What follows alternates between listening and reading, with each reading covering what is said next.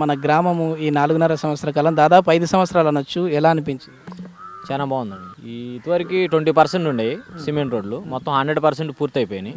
Water కూడా బాగుంది. పట్టు వచ్చాక గోదావరి వాటర్ వచ్చి మా ఊరు కూడా బాగా పండుతుంది. చేపల చెల్లు కూడా నీళ్ళే బాగా వస్తున్నాయి.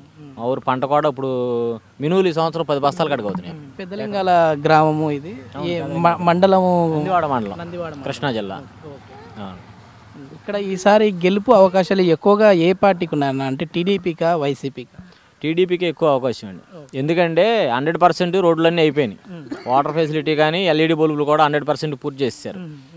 మొత్తం మెయిన్ కావాల్సినదే కదా. వాటర్ పల్లెటూరులో ఏమడుతారు, రోడ్లు, వాటరు, లైట్లు. మాకు కావాల్సిన మూడు ఆ మూడు అయిపోయినాయి.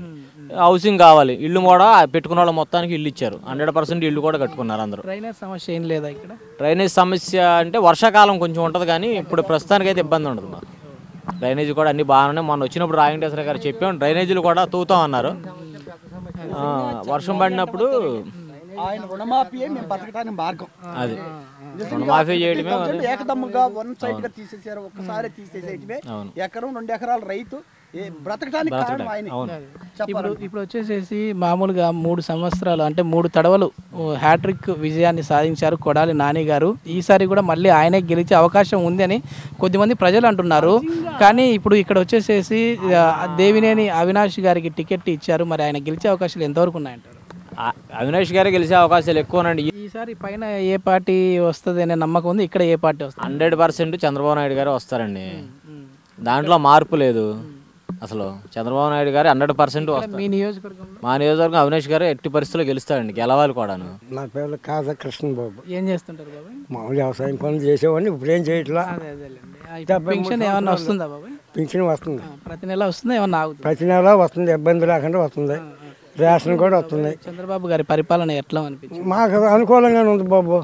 నా 73 ఏళ్ళు వచ్చినాయి. ఆయన దయ వల్ల శుభ్రంగా తిని హ్యాపీగా ఉంటున్నా. ఇప్పుడు 2 ఏళ్ళు చేశాడు కదా, చాలు వృద్ధులకి. జగన్మోహన్ రెడ్డి గారు వస్తే 3,000 చేస్తాము అని అంటున్నారు కదా, మరి ఎట్లా?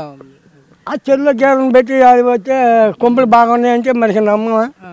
అవి బాగున్నాయో లేవు, మరి వస్తాడో చేస్తాడో అవి మనకు తెలీదు. దేవినేని అవినాష్ గారు ఈసారి పోటీ చేస్తున్నారు టీడీపీ నుంచి ఎమ్మెల్యేగా. మరి ఆయన గెలిచే అవకాశం ఉందంట? మాకు అన్నం ఎవరు పెడుతున్నాడు?